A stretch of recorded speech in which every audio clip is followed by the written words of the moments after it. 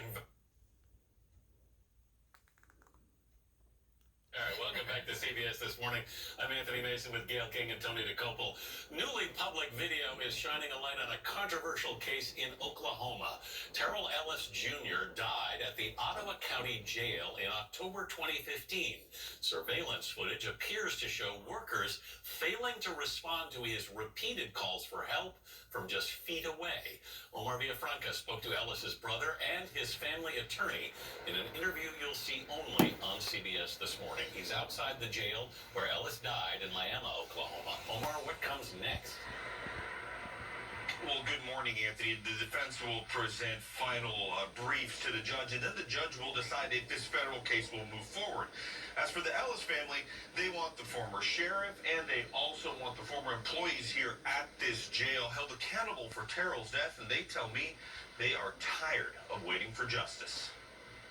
On October 10th, 2015, a seemingly healthy Terrell Ellis Jr. turned himself into authorities for an outstanding warrant for a DUI. Less than 2 weeks later, jail surveillance video captured the sounds of his repeated pleas for help over several days from his isolated cell. In the roughly 1 hour of video obtained by CBS News, several employees can be seen and heard walking by his cell and mocking as he screams. 12 days after he arrived, Ellis died of sepsis and pneumonia. He was only 26 years old. I know he was wanting to turn himself in because he was trying to better himself. Garrett Ellis says his brother Terrell wanted to turn his life around for his young son after a string of run-ins with the law, including convictions for driving with a suspended license and drug possession. During our interview, he watched the surveillance video for the first time. He says he couldn't stand to watch it for even a minute. You saw a little clip. Yeah. Why did you stop? Well, just hearing the voices of my brother is just too hard to hear him in that much pain. At the heart of the lawsuit are moments like these. Former jail nurse Teresa Horn can be heard screaming at Terrell about faking an illness less than 4 hours before he was found unresponsive in his cell. She told Ellis EMS had found nothing wrong with him. What did you think of the way the nurse was talking to him? It was inappropriate. Yeah, she completely neglected his health.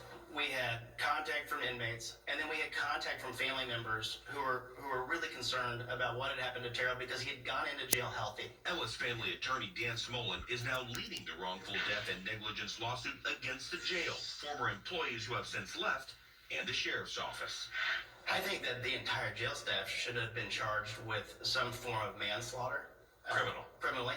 Yeah, absolutely. I think that a jury will ultimately find that Terrell's civil rights were violated in the most extreme way. What was your reaction to seeing it? I was floored. County Sheriff Jeremy Floyd is named in the lawsuit. He wasn't working there when Terrell died, but says the jail's medical protocols are now some of the best around.